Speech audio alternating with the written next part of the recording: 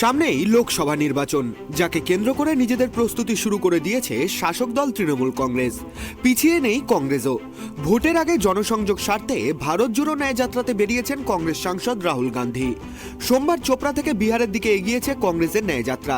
এদিকে উত্তরবঙ্গ সফরে রয়েছেন মুখ্যমন্ত্রী মমতা বন্দ্যোপাধ্যায়। সোমবার মুখ্যমন্ত্রীর উত্তরবঙ্গ সফর শুরু হয়েছে কুচবিহার থেকে।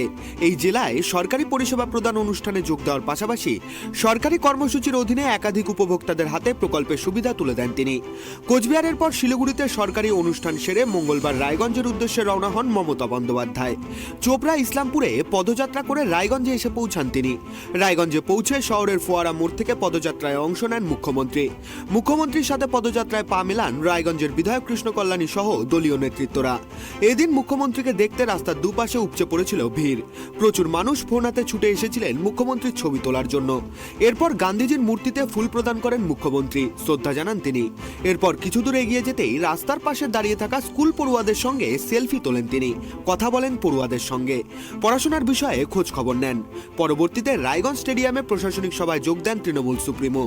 এদিন মুখ্যমন্ত্রীর সঙ্গে এক মঞ্চে দেখা গিয়েছে বিদ্রোহী বিধায়ক আব্দুল করিম চৌধুরীকেও।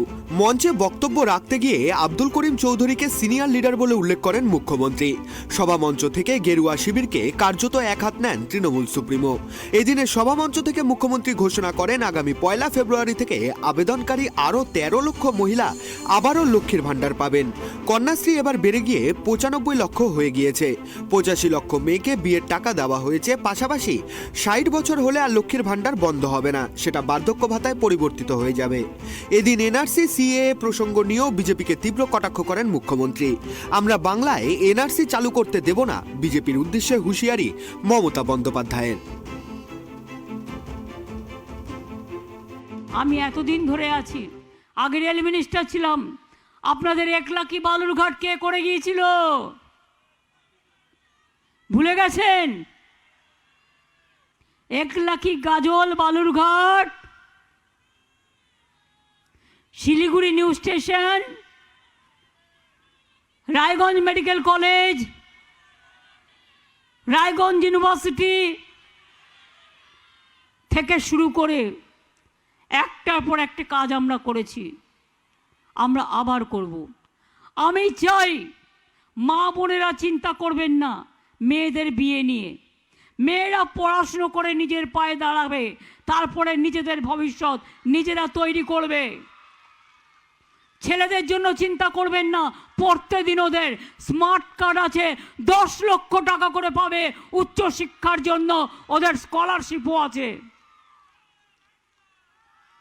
কি কন্যাশ্রীর মেয়েরা ডাক্তার হবে, ইঞ্জিনিয়ার হবে, বড় অফিসার হবে, দেশ বিদেশ ঘুরবে, বাংলাকে বিশ্ব সেরা করবে। কি সবুজ সাথীর বন্ধুরা ওই সাইকেল নিয়ে আপন গতিতে এগিয়ে যাবেন, বড় হবেন, মেধাশ্রী, মেধার পরিচয় দেবেন। যজ্ঞশ্রী করা হচ্ছে, যেখানে জেলায় জেলায় 51টা সেন্টার করা হচ্ছে। WBCS, WBPS, IAS, IPS, doctor, engineer আপনাকে ট্রেনিং দেওয়া হবে বিনা পয়সায়, যাতে আপনি আগামী দিন আরও উঁচু পর্যায়ে যেতে পারেন। বুধবার মালদা হয়ে মুর্শিদাবাদে সরকারি অনুষ্ঠানে যোগ দেওয়ার কথা রয়েছে মমতা বন্দ্যোপাধ্যায়ের। এরপর সেখান থেকে কৃষ্ণনগরে পৌঁছে রাত্রিবাসের পর বৃহস্পতিবার শান্তিপুরের সরকারি অনুষ্ঠান সেরে ফেরার কথা রয়েছে মুখ্যমন্ত্রীর। Bureau report, tribe TV.